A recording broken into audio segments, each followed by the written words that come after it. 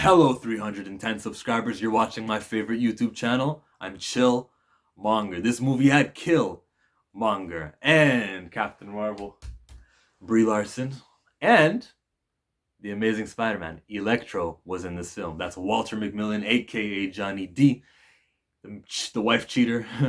That was something that tarnished his reputation. So he was guilty before it even began because of how people were talking about him and because he was black too. That also played a factor. This was heavily a race movie. This man was convicted of a crime he did not do. If you're looking for a spoiler-free review, that's not this. So I would just tell you it's an inspiring film. It's worth the money that you're gonna pay to get in there, and then you can come back and watch my spoiler review because that's about it. So great movie, 9 out of 10. Let let's talk about Bryan Stevenson. Look, when they said that Michael B. Jordan did a good job, he got that 9 minute standing ovation. I was expecting a killer performance, and I just got a good performance. I still prefer him as Adonis Creed, Eric Killmonger, Oscar Grant. I thought he did better in those movies. But like, yeah, okay, he did a good job here also of talking smoothly when he needed to, talking and crying in many scenes. Yeah, that the one time when he had to get strip searched, bend over, cheeks. What? No, yeah, the fact that he even went through that was just he had a wake up moment after wake up moment, and like the time he got arrested, I could see this man get hardened, and I believe he really had these experiences. I think because he was an executive producer, Bryan Stevenson was on this film, he was really pulled over by these cops who were just looking for anything. They're like, oh, I see somebody black. Well, worst case scenario, there is no worst case scenario. I'm just gonna check on the man. Does he have anything? No. Since I have no sympathy for this human being, I can get away with this. And Brian's just like, hey, I've got my hands on the wheel. Yeah, sure. But before I get out the car, oh, I wasn't speeding. He's talking normally like he has rights and shit. There's two of them, and I guess he forgot they had guns. He was reminded. We get a movie like this every year. Last year was the one with Star, The Hate You Give, which was another film that debuted in the film festival. I need to get like a VIP pass or something like that. Get my numbers up, subscribe to me, and maybe if I have 1,000, I could actually build up the courage to ask for one of these VIP passes and shit like that. I don't think I can with 300. But that's a me thing. This is a you thing. Let's talk about Eva Ainsley. That was Brie Larson's character. I thought she did a good ass job at acting because the first scene we seen of her was just a woman with her curly hair, and she was kind of turned and you could just hear her, and I'm like, okay, this is the woman. And then the moment later you get to see, oh shit, that's Brie Larson acting as her. Okay, she pulled it off. She was a full-on a mom in this film. She wore mom clothing and she talked momish. See, that's the thing with Brie. You give her a kid in a movie, Room. That's the one where she got the Oscar for leading actress. She wouldn't be leading actress in this. She'd be supporting actress. She could get a supporting actress, or Ralph Myers also could probably get that supporting actor, whoever the fucking actor was who did it. I don't know his name. I just know Ralph Myers. Um, but Brie specifically, like there were some moments that they skipped over real quickly too, with her being a volunteer and her husband was like, well, I didn't hear about that part where you're not going to get paid to be doing any of this. You think the husband didn't have conversations every now and again? Maybe it was a short. They had to keep that part out of it, or maybe she didn't tell that side. But man, week after week, where are you, honey? Oh, I'm at Bryan Stevenson's office. Maybe she's always driving him around. Wouldn't be cell phones because it was in the '90s, but still, there's more to the story. Is all I'm trying to say. But she's a hero, and we're glad that she did what she did. And Brie executed the acting of her very well. Ralph Myers, since I was talking about him, he had so much character. I think he had Bell's palsy or something, or maybe they said he was afraid of fires. So I think that was a burn. Actually, no, I'm not listening to the movie. Yeah, so this dude was talking, and his voice had so much energy in it. Comes in, I see that vending machine over there. Yeah, yeah. What do you want? Cola, Sunkist. Yeah. And when he got to sitting with him, well, all I want to talk about is Johnny D, and he's wanted to talk about his kids. And then Brian was real slick. Brian brought it back to his family, talking about, yeah, Johnny Dees has kids. How many? Yeah, he's got 3 kids. And that was the way that Ralph kind of turned. Made sense. It was based on real life, so I'm guessing that's how Brian did it to him also. Because in that courtroom, he kept on looking over at that sheriff over there on the side. Brian maneuvers over and blocks that hater, and all that Ralph Myers can see on that trial is Johnny D. Right behind him, the 3 kids. good job. And then he just all of a sudden his I don't know was turned into absolutely not. It's false. You know what pissed me off? That it even went further than this trial because they asked like a bunch of other people who were like, yeah, this is what happened. This is my view. And you know what happened after? I lost my job because I wasn't willing to participate in this. And then other people would come with their evidence. There was that paper that had that date. You know, everyone talking. What's there was a dude in the house that when Brian first visited the family and the friends and everyone that he asked him, he's like, yeah, it was me and my son, and we were with Johnny D about shoot 9:30. He wouldn't have been so. Was it? It was 9:30. He'd be sure and certain that the time was 9:30 because this was a moment that you thought about multiple occasions before Brian came to your house. So I don't like, and this is a nitpick, but it's a flaw of the movie. There's a reason I'm not giving it 10 out of 10, where he goes, 9:30. So yeah, so that guy testified, and everyone was heard over in that hearing, not trial.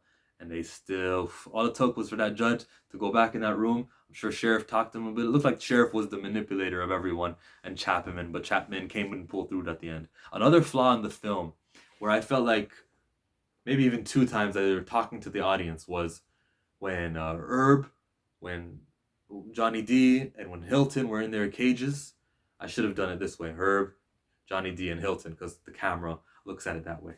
Thinking about you. So that when these three were talking to each other, they were saying that you were in the military. Yeah, we know you were the last one who made it out of there. It's not your fault. No, you should be in a hospital.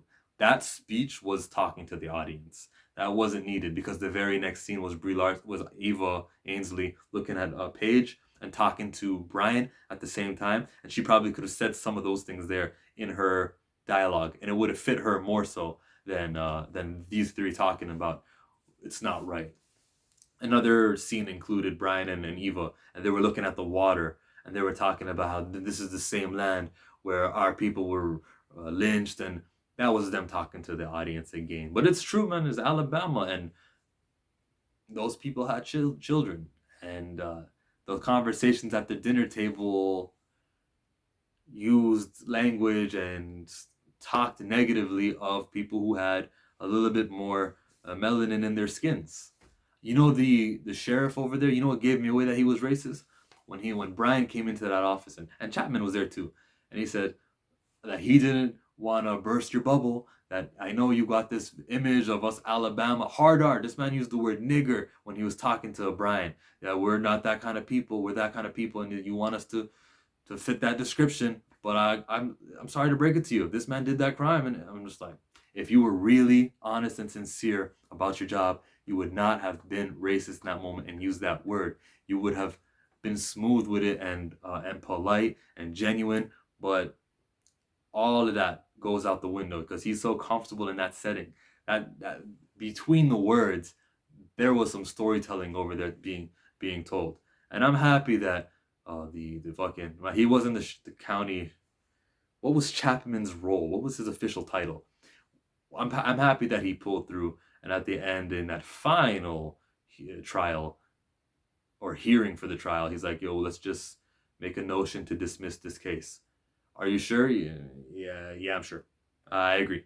He was like feeling bad about it. And the 60 Minutes was playing, which was a great tactic for Brian to go to the fucking news, make things national. And his wife is over at his house, turning over and looking at him with eyes. The theater I was in actually laughed at that moment. And I was too busy appreciating the white perspective in the home. Every time they used a white character, I thought was cool. Not just Eva and not just that woman, but even that cop. That cop who we saw slowly turn into a guy who goes, "Well, Johnny, you got 5 minutes. Your family can come over here." And we're all looking at him like, "What? What? You? Bend over, spread your cheeks? You?"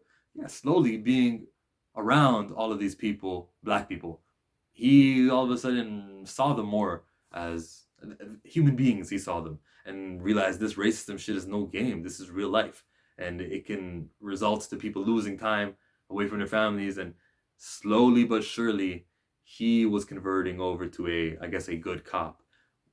I know there was a scene at the end where he kind of pushed Johnny D back into a cell, but he did at least provide a warning of, don't make this hard on us now. At least there, so I'm good with him. And I can understand the home that he grew up in and everything that he experienced molded him into who he is, molded me into who I am. Even if I seem like I'm coming off as anti-cop or anything, it's only because of experience that I've seen in real life, or movies that I've seen, and other things externally that make me think of them this way. So, and he's a result of his society. What's the word? It's a product of your environment. That's what he is. Who's another character we didn't touch on? Herb, I guess. Him on that electric chair. Everybody was with him. That was real emotional, and that was the motivation that Brian needed. Man, every time he's in a rut, maybe he gets motivated by that arresting, by that electric chair and everything. There was some real deep and powerful moments in here. And a funny thing I noticed from my audience, and maybe this is something you all know from going to the theaters, but this is how it went down, okay? Something emotional, something, judge lays it down, you are free, okay. No one clapped or no one did anything. But then maybe a scene later, there would be a joke, and that fucking theater laughed their heads off at this joke. That was like, on the scale of funny, it was a 3, but they laughed at it, it was a 10. And it's coming, people have something inside them that they were bottling up. There was so much emotional, and they needed a outlet to let it out. So that joke was their way of just, ha ha ha. So people, they wanted to express themselves in certain times. So they laughed at a joke that wasn't too funny. But that's just a testament to this film for doing what it does. You notice that whenever I go to the cinema, I always notice how there are a little bit people who laugh a little bit too loud at certain moments. But now I can pinpoint that some of these moments that they laughed at were right after big emotional moments, so that there was something for them to extract from themselves, and I need to let this all out. And they did it in the form of laughter, which is fine. Who else do I talk about? Who else? Hilton did his crime, didn't do his crime, and got away with it in 2015, as we saw at the end. That was cool. Chapman, that moment where he comes to his home, Brian comes to his home. I thought they were gonna put hands on each other. He didn't though, but he did something to turn him over.